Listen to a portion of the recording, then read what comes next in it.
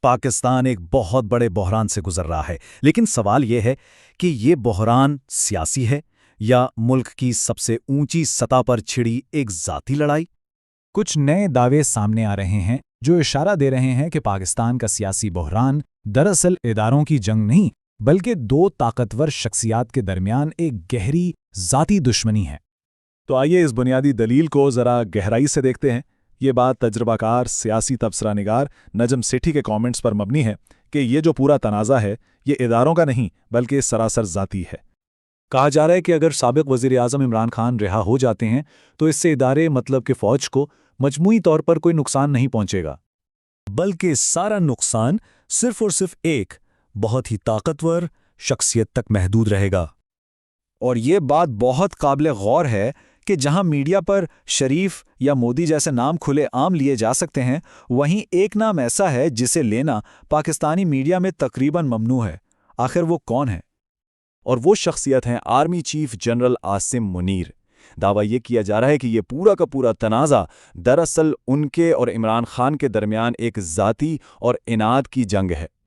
تو یہاں بنیادی نقطہ یہ پیش کیا جا رہا ہے کہ جب فوج کے 90% اہلکار رپورٹس کے مطابق خان کے حامی ہیں تو اس کا مطلب یہ ہوا کہ ادارہ ان سے اختلاف نہیں رکھتا، صرف اور صرف قیادت رکھتی ہے۔ خیر، اگر یہ واقعی ایک ذاتی جنگ ہے تو سوال یہ ہے کہ یہ لڑی کیسے جا رہی ہے؟ ایسا لگتا ہے کہ اس کا اصل میدان جنگ انفارمیشن اور عوامی بیانیے پر کنٹرول ہے۔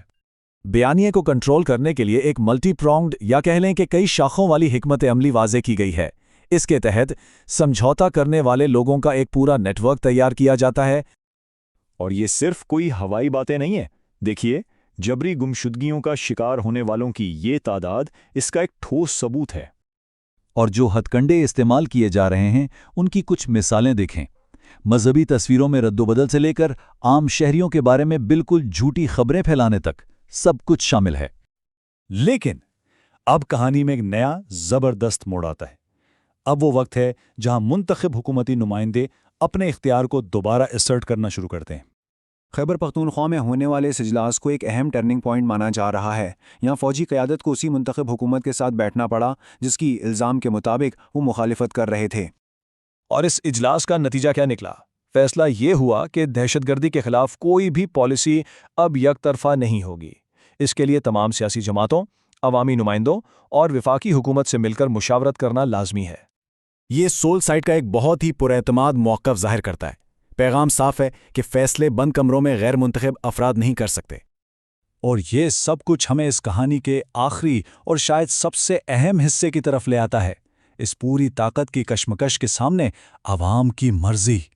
دعویٰ یہ ہے کہ لوگوں کی توجہ ہٹانے کی کوشش کی جا رہی ہے، انہیں تفریح میں الجھانے کی، لیکن عوام اپنی سیاسی پسند اور خاص طور پر 8 فروری کے مینڈیٹ پر مضبوطی سے قائم ہے۔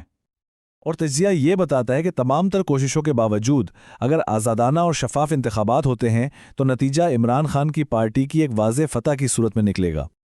یعنی اس سب کا اہم نتیجہ یہ ہے کہ عوامی جذبات اب صرف ایک لیڈر کی حمایت تک محدود نہیں رہے، بلکہ اب یہ جذبات اسٹیبلشمنٹ یعنی بااثر حلقوں کے اثر و رسوخ کی فعال مخالفت میں تبدیل ہو گئے ہیں۔